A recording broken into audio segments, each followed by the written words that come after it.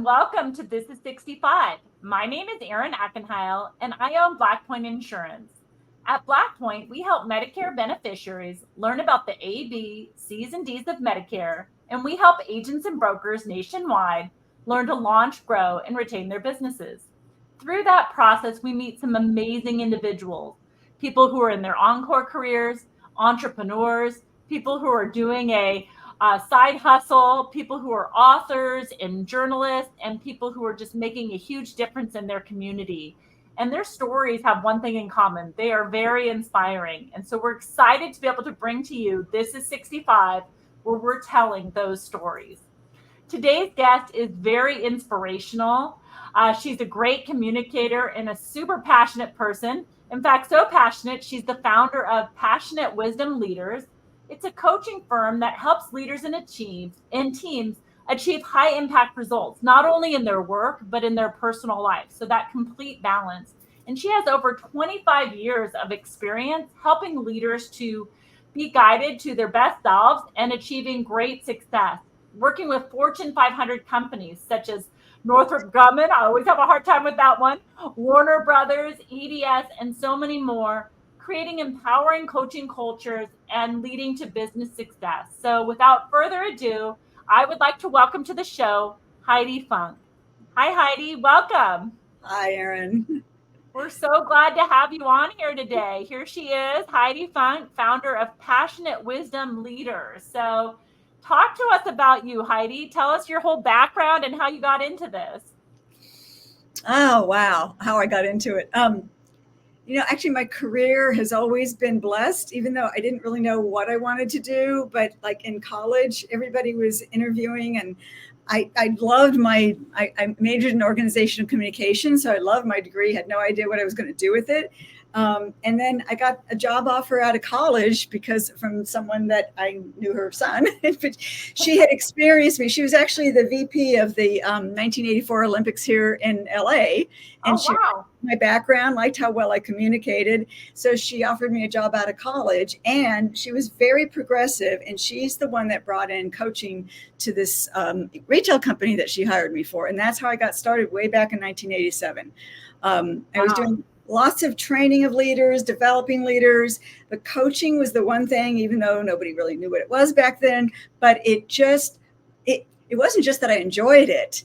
I got to see right away what a difference it made, because I had 25 retail stores and I had to grow those stores to 100 within 4 years, 100 stores. Wow. And the only way I could do that was to coach the managers of those stores on how to coach their own people. So that's why I'm such a big believer in it. And that's why I stay with it.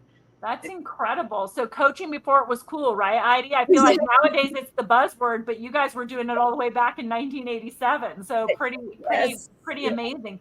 Yeah. What a huge impact right away. I mean, that must have been, I think, almost empowering and inspiring to see them grow the stores like that so quickly, based on your guidance. What did you learn through that initial journey? One of the key things I learned is, because it wasn't that nobody had ever heard of coaching. It was just that they were teaching it, like telling them how to do it. The key thing I learned is that you can't tell someone how to, they get it intellectually, but within a week, they'll forget about it. They have to experience it themselves. And, these are young managers. They were running $1 million stores. They were between 18 and 25.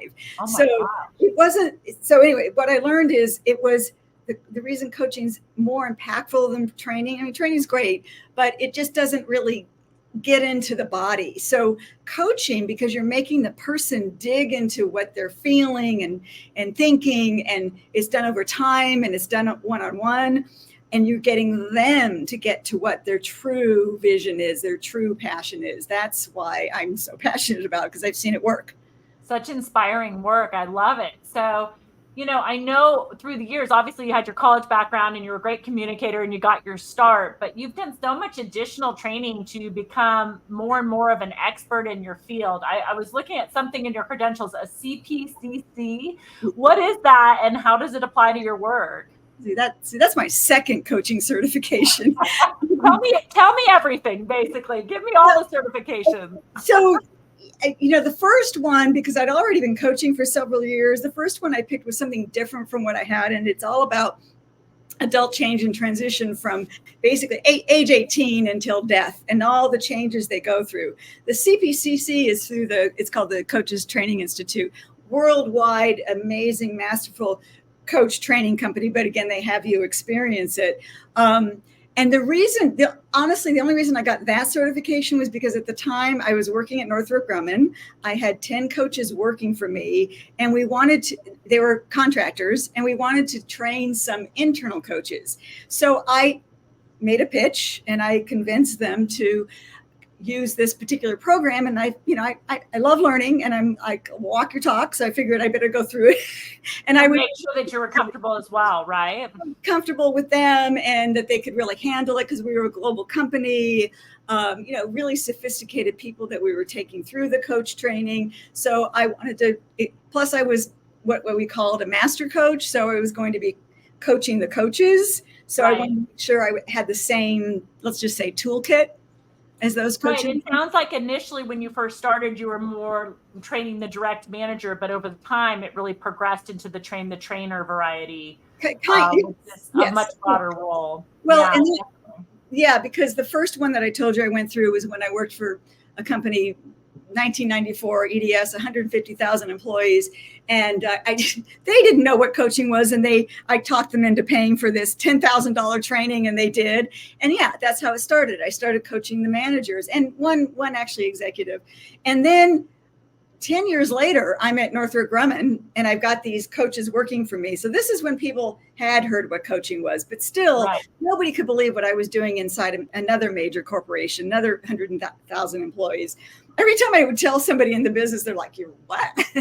And that I had these coaches. So by the time I brought this to actually, the head of all of the company for people, I already had a budget of, at that time, first it was $350,000. I ended up having almost $1 million budget for the coaches, because we were so successful coaching the leaders to coach their people.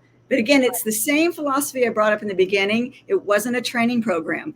They had to come in for coaching themselves. And at that time, they were very skeptical. They'd either never heard of coaching. This is, again, it's in 2004. Or if they had, they'd only seen an executive that got coached and then walked out the door. So that was either no experience or a negative experience. Right. So we had to turn that completely around, and we did it by making sure we targeted the high performers. We made it a gift. We made it, they had to come on their own time, and we made it voluntary. That's another key thing. Coaching cannot be something that someone says. It's never good as a punishment, right? It's got to be something that's developing your career, not punitive. Exactly. Like, you see it as the carrot, not the, okay, I'm going to get fired if I don't. Because if they come in for that reason, it's already over, right? Exactly. A foot's out the door, right? Exactly. And really having that growth, you got to do the work. And if you don't really want to do it, you're not going to do it. Right. Well, and I also think it shifts the culture when you're coming from a positive standpoint. Everybody wants to grow and develop and gain those skills. It sounds like you and some others, you were kind of the trailblazers in this, right? The genesis of all this starting. How does it feel to be a trailblazer, Heidi? It's funny because in some ways it makes sense, and in other ways it doesn't. One of the coaches that worked for me, she used to say I was such a reluctant leader, and many times, because I started off with 3 coaching centers, and many times I'd just be like, I just want to be one of my coaches. All I want to do is coach. I don't want to have to do all this other stuff related to it. So I'm proud of it, and I because I do really feel like coaching has made such a huge difference in not just in the people I've worked with, the companies I've worked with, but I've seen it explode worldwide. Even I am amazed in some ways that it's exploded the way it has, but in other ways, I think it makes sense. Right. Absolutely. So, you launched your own business somewhere along the way, Passionate Wisdom Leaders. Yes. What was that? Tell me what you're all about, and what differentiates you from what you were doing prior. What was the catalyst for starting your own business? Well, the biggest catalyst, this was, so I was still working for Northrop Grumman, and this is back in 2016. And to be honest, when I voted for Obama, I knew there was a good chance I was going to lose my program, because those kind of programs go away. And this was a major defense contractor, aerospace and defense. So, and so 3 years later, I had to lay off all of my coaches. I still was coaching full time. But I missed it was a combination of things. I missed the team. Then a year later, they gave me a choice of me being laid off or taking, it's going to sound bizarre, a promotion. And the thing is, going to let you go or promote you. Interesting choice. What's funny is it was actually my real vision when I was going to college was to become what's called an organizational development consultant. And that was the job they offered me internally. And I thought, okay, well, I'll do what I always wanted to do. And I hated it. I just hated it. I was working insane hours. And so 2016 comes and I'm like, I'm not walking my talk because I'm telling people to live life balance, whole lives. And I wasn't. And so I was out of integrity. I've always had very high integrity, and integrity meaning living my true purpose. Right. How do you guide if you're not living it yourself? Exactly. So anyway, I left, and honestly, I even let coaching go because I was like, you know what? I need a clean slate. I need to be clear again, because I coach people to really get in tune with their true purpose is, not just what their vision is that their ego might be coming from. It could be, hopefully it's both. So I let it go. And then in 2018, I'm like, it's coaching. And then it's like leaders and leaders. And I define leaders as like the VPs I've coached, but I also coach individual people because I believe you're a leader in your own life. If you are not really clear on your own vision and how to get there, then most likely it's either not going to happen or not the way that's going to really turn you on and keep you getting out of bed excited every day. Right. Absolutely. Well, I'm curious, Heidi. So obviously it can be individuals, it can be companies. I work with a lot of different corporations that watch the show. And I'm just curious, I know they can contact you if they want to consult. I thought maybe you could tell us a little bit about that and then what your intake process is. How do you decide what's the right path? Well, so basically what I do is I offer one complimentary session, a full-on coaching session. It's 90 minutes actually. And it really is a two-way process. It's one for person, whether they've ever had a coach or not, doesn't matter. I want them to experience coaching from me. And it goes back to answering that question, what differentiates me? Because there's a lot of really great coaches. So that's one, they experience what coaching is like with me. They get to see if there's chemistry. Because let's say all things being equal, that's huge. That to me is at least 50% of the equation. At the end of that one session, then I'll if I really feel like they're a fit, because I need to make sure they're a fit for me too. And my criteria is, frankly, they're going to do the work. I mean, because it is some deep soul searching. And if I feel like we are, then I'll say, okay, I think we're fit. I'd love to work with you. And I'm willing to give you one more complimentary session.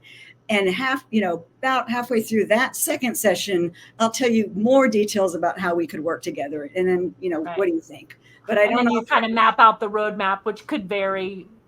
Well, there's some standard things. I mean, it's not linear, but my main components are, what's your vision? And sometimes people have no idea what it is. Sometimes they think that, it's very clear, but they're struggling. They're not, for some reason, it's not happening, whatever the reason. Then that's the next step is then what's your strategy? And strategy is, okay, and usually I do ask, like, what's your vision between now and the end of the year? And a vision could be very personal, health-wise. It could be their business. It could be a combination of the two. And actually, many times it changes. It always evolves, because I have people really dig. So the strategy isn't just like a linear, again, strategy. It's like, what's going to take to get you there? So what are your values? What are your strengths? I focus on strengths, not weaknesses, because I found that if you focus on a weakness, guess what gets stronger? If you focus on the weakness, on the strength, either that weakness goes away or you're more confident to deal with it. Right. Okay. It's the same as not going the punitive route, right? Exactly. It's just like living in the positive, projecting what you expect, that type of behavior, which is wonderful. Exactly. Yeah. Another key component is making sure your relationships are powerful and you have great communication. I have my third coaching certification is in a tool called conversational intelligence, which is based on the neuroscience of the brain and making sure that you're using that. And then the last area is energy. What energizes you, what de-energizes you, which actually all of them can be the most telling and helping to keep getting back on track with that original vision and strategy. So that's Right. basically what and then how we get there is different for how much we focus on each area is different with each person. Yeah, that's amazing. I just want to remind everybody out there, passionatewisdomleaders@gmail.com. That's how you reach Heidi directly. She's happy to set up a free initial consultation to see if you might partner together and how that might work. And she obviously has had some great success working with Fortune 500 companies and several individuals across the United States. Heidi, I wanted to check in with you. I was curious, you were just sharing kind of this process and how it's customized and how you figure out Yeah. how to get people on the right path personally and professionally based on their vision, and they're kind of manifesting and making it happen. But what does success look like for you? With all the clients you've had, do you have some examples of some success stories that you might share and how that's had an impact? Yeah, well, one of my favorite success stories was actually when I was still working at Northrop Grumman. He was the VP of finance, and originally the idea was, and the vision was to coach him, and then my coaches coach his direct reports, and which we did set it up that way, and we did start that way. And when I went in to meet with him, because I wasn't sure, because again it's voluntary, he said, "Well, how long do we work for?" And I said, "Well, the industry standard really is a year, but we can start with 3 months." He goes, "Well, no, let's do a year." So we did a year. And at the end of and he had lots of results, both on himself and what he was working on, as well as he was seeing it in his organization with his team, with the coaching they were getting. And bottom line, when he was getting ready to retire, he had a huge retirement party, and he told everybody publicly, and that was one of the things he was working on as they sort of hit out, that he wanted everybody to know how not only how great coaching was also that he was going to become a part-time coach when he left in retirement. Wow, that's incredible. What an inspiration. Yeah, yes. And he's actually recently come back to me and said, "Okay, I'm ready for the next part of my journey." Right. That's amazing. Well, I feel like a repeat customer is the biggest compliment, right? Because we're always reshaping. And like you were saying, even your goals can change within your year, or your 3 months, or whatever someone's doing. So imagine over a lifetime, right? Exactly. So, Yeah. what a great story. So talk to me. I mean, imagine when you're working with coaching, especially when you get within a big organization, there's a lot of different dynamics at play. So many different personality styles, so many different things to figure out how to communicate with people, how to get them to get there themselves. I feel like that's really challenging. What's been your biggest challenge in your career working with helping leaders to be their best selves? What's been your biggest challenge? Well, the biggest challenge, which is what I've learned from and why I keep saying the person has to choose it, is exactly that, which is that let's say the person even says yes to coaching, that if they're not really owning it, then they're not going to do the work. And I can tell pretty quickly. But that's why I have more of like when I was working internally in companies for most of my career, well, I did have a screening process. I did, but it's a lot more. That's why I offer up to 2 sessions, because I want to make sure that person is really ready. Right. And so my frustration is someone who's not willing to do the work, because it just ends up being frustrating for them and for me. Right. Yeah. It ends up being a waste of time, really, if they're not going to invest their time into doing it. And I don't have that anymore. I don't. I have people that, I have a young guy. He's just flying, and, he came with some big stuff. And I see the golden people. I always have. That's part of what makes me a really good coach. I see what they don't see, or maybe what they've forgotten. And he was just so like, "I don't think I can." I just kept saying, authentically, "I know you can." And he's actually been flying faster than I thought he would, but he really is. That's incredible. How inspiring. That's amazing. And also, I mean, the fact that, at all ages, right? This is something that's relevant as people grow and develop. So yeah. important. Yes. Absolutely. Well, what do you think? I mean, that sounds pretty rewarding, actually, the work that you're doing there. But if you were to single out the most rewarding part of your work, what would you label the most rewarding? Well, okay. So you asked me, what I thought of when I was in my 20s. And all I knew is I wanted to do something passionate. I learned that from my mom. It's part of why that's in my business name, Passionate Wisdom Leaders, because she told me when I was 10 I could do anything I wanted as long as I was passionate. And I had some ups and downs, even though I've been doing this for a long time. And I finally am all ups, meaning whenever I end a coaching call, I just am so joyous because I get to serve these people. I get to help them get to where they, I mean, I, I just love, I do get paid and I get paid, well for it. I'm not exorbitant, but and at the same time, it's like, I just leave my desk or my day just feeling so grateful that I get to serve these people and I get to see them grow because I grow too. I feel like that's the definition of passion, right? So definitely that's amazing. It sounds like it's been a great experience for you. I wonder if there's been any ahas along the way. I mean, obviously you've grown and developed. Did anything really surprise you about coaching and in this evolution of your career? Um, well, I think it did surprise me as much as I told you. Like when I had my first team working for me in 2004, I kept saying, I'm going to keep doing coaching because it's the fastest way to transformation I've ever experienced until I find another tool. But what surprised me is how right I've been because I mean, there was a part of me that thought, okay, is this the flavor of the month? Is this and it's just, it has surprised me again, not just because I actually, one of the things I had to do having my own business is make sure I had a community. So I have a lot of colleagues worldwide that the impact they're having, whether they're doing corporate work or more kind of on the holistic side, that's kind of surprised me at how and how much money people are paying personally. I could that has also surprised me. I thought my big money would come from companies. You'd be surprised at what people are willing to pay because they really want to change and grow. They And see that has the value, they're prioritizing themselves, and they know to grow, they've got to be coached, right? It doesn't just come naturally. It's not going to just happen. yeah. I know just early in my career, when I had my first positions in management positions, I feel like there was no roadmap, right? You just kind of got thrown into these roles. And so anything that you sort of had wrong with your own interpersonal skills, it would just translate to the workplace because there was nobody there to kind of guide the Right.